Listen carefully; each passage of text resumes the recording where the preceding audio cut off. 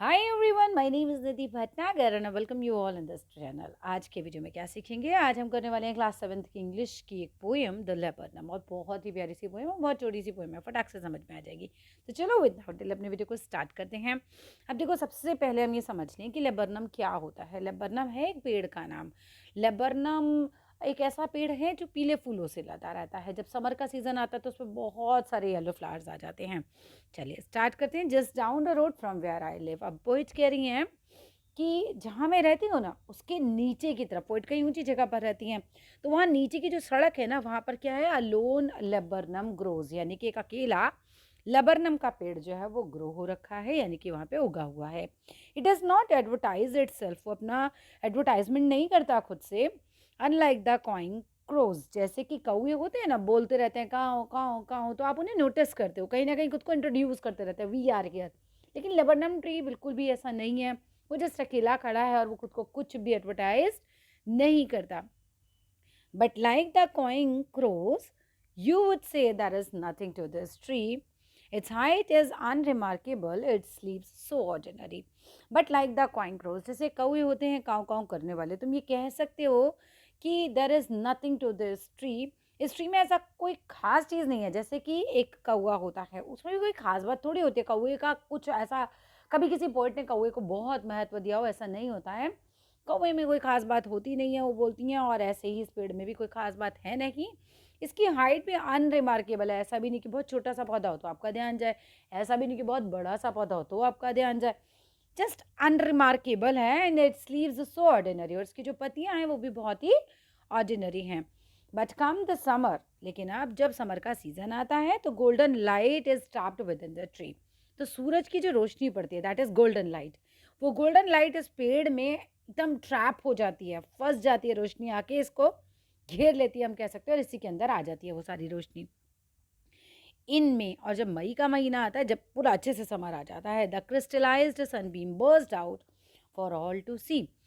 Crystallised sunbeam burst out का मतलब होता है, यहाँ पे इसका मतलब है the rays of the sun, यानी सूरज की वो किरणें, दैट फिल्टर आउट, जो कि पत्तियों से नीचे आ जाती हैं, फिल्टर हो के छन के अंदर की तरफ आ जाती हैं, फिल्टर आउट होती हैं from among the yellow flowers.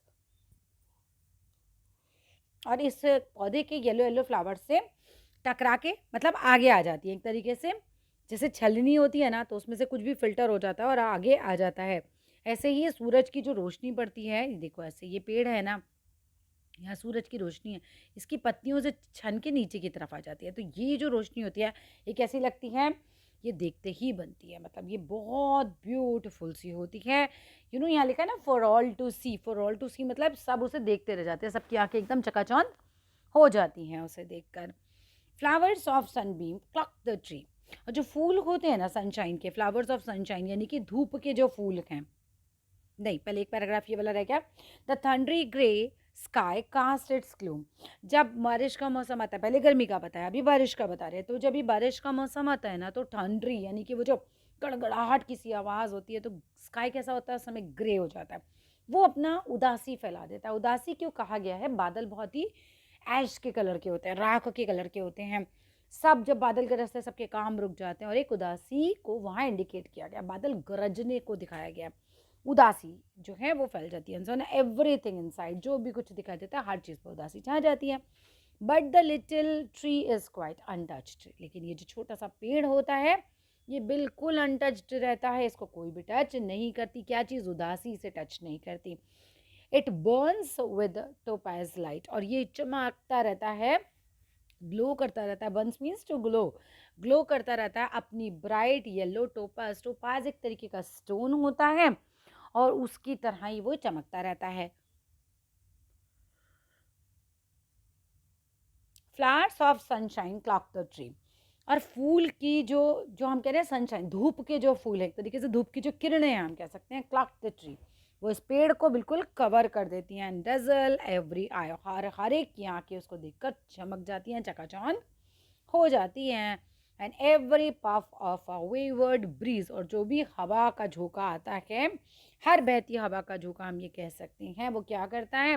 Drops gold on passers bye. Gold का मतलब यहाँ फूलों से है, पीले फूल जो हैं, तो हवा के झोंके के साथ जो भी उसके नीचे से गुजरता है, उस पर पीले फूल गिरा देती हैं। Even the bagger down the street, even जो भिखारी है जो इस डाउन द स्ट्रीट जाता है, smiles when he sees this tree, वो स्माइल करता है जब वो इस पेड़ को देखता है। एंड फॉर सम मोमेंट्स, कुछ मोमेंट के लिए he can feel a joy that comes for free, और वो बहुत खुशी, बहुत जॉय महसूस करता है जो भी इस पेड़ से उसको मिलता है। And that's all in this video. होता है वीडियो ये छोटा सा खत्म। वीडियो अच्छे लगे तो लाइक करना, शेयर करना, सब्सक्राइब करना। Thank you.